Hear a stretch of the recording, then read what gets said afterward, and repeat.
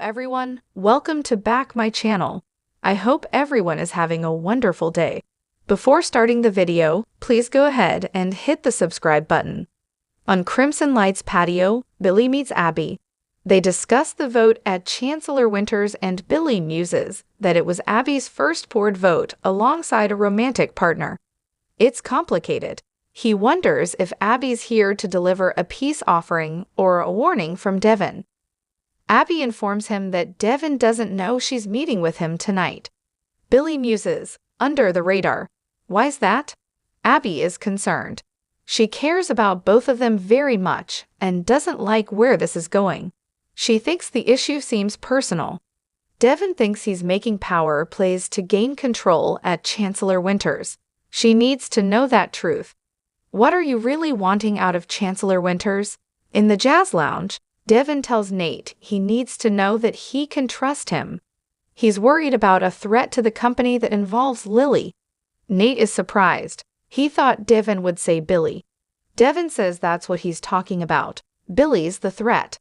His agenda is to try and get close to Lily and get her to side with him. He's picked up on something between them and can usually trust his gut. Nate's unconvinced. This is Lily they're talking about. Devin says there's more. Lily's upset that he knew what was going on with Daniel and Heather and didn't tell her. He's worried he can't count on her vote anymore. If she keeps siding with Jill and Billy, he'll have no say in his own company. Devin wants to figure out how to get Billy out of Chancellor Winters. Nate says trying to oust Billy is a big move. Jill will raise hell. Devin feels he has no other option. He challenges everything he says and only cares about putting his family's stamp on the company. Nate fears that Devin's concerns are more personal than for the good of the company. Billy challenges his authority he wants to hold onto. Devin has earned his authority. What has Billy done? If nothing changes, he'll have to think about pulling out and taking half the company with him. He's worried Billy is getting to Lily. If that happens, things will fall apart. Nate wonders if he's stopped trusting his own sister. In a GCAC suite, Nikki's inebriated and the place looks trashed. Nikki is laying on the sofa with her feet over the back slurring about Victor and Lauren calling her. Can't I have one moment of peace? Is that too much to ask? She rambles about the bitch finally being dead, and then another text comes in. It's Jack trying to reach her. She tosses the phone on the bed, screws off the cap of the vodka bottle and drinks. At Society, Ashley's alter, Belle, tells Alan he's just what the doctor ordered. She wants to get to the good stuff, especially if there's a happy ending involved. Alan notices her voice is different.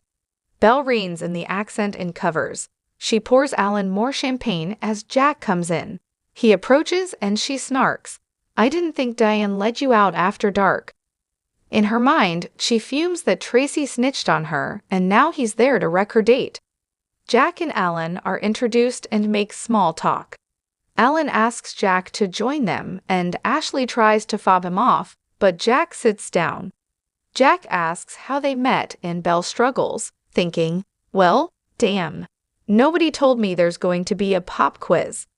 Belle ventures that they were two Americans in Paris that met at a cafe. Alan says, it was a museum, actually. Belle says, the Louvre. Alan corrects her. Belle laughs, we were looking at a Monet. Alan clears his throat. It was a Van Gogh.